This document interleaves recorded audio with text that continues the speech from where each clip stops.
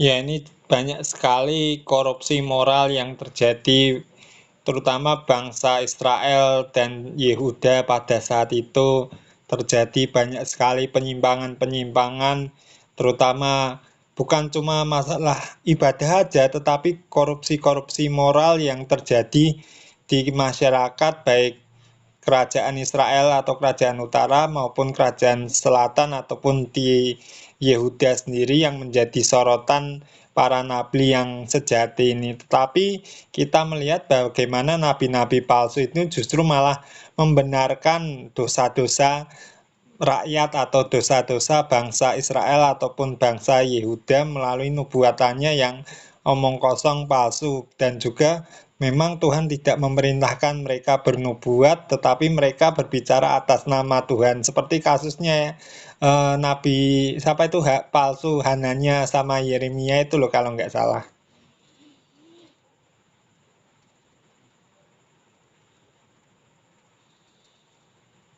Yes, kamu tepat banget nyorot kasus Nabi Hananya itu. Itu salah satu contoh paling gamblang tentang bagaimana nabi palsu bekerja. Membawa harapan yang manis tapi palsu, dan malah memperparah kondisi rohani umat. Waktu itu konteksnya Yerusalem udah diambang kehancuran. Sebagian orang sudah dibuang ke Babel, dan Tuhan lewat Yeremia bilang, kita harus tunduk pada Babel, ini hukuman dari Tuhan, tapi nanti akan ada pemulihan. Tapi si Hananya malah datang dan berkata, enggak, ini semua akan selesai dalam 2 tahun. Tuhan akan mematahkan kuk Babel. Padahal Tuhan nggak pernah kesan itu ke Hananya.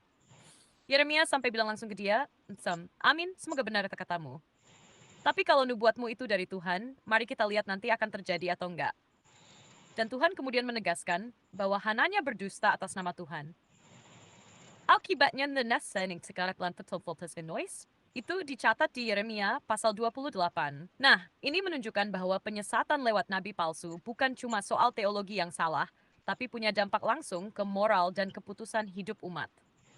Karena kalau umat merasa semua baik-baik saja, padahal mereka sedang jauh dari Tuhan, mereka jadi makin keras hati, makin gak mau bertobat. Di zaman itu, baik di kerajaan utara maupun selatan, dosa-dosa seperti ketidakadilan sosial, penindasan terhadap orang miskin, korupsi dalam sistem hukum, penyembahan berhala, dan imoralitas seksual itu marak banget. Tapi nabi palsu justru bilang, Tuhan beserta kita, damai atas Yerusalem. Padahal kenyataannya Tuhan sudah muak dengan kehidupan mereka. Sementara itu, para nabi sejati kayak Yeremia, Yesaya, Amos, Mika, mereka berseru keras tentang keadilan, kesetiaan kepada Tuhan, dan pertobatan yang sejati.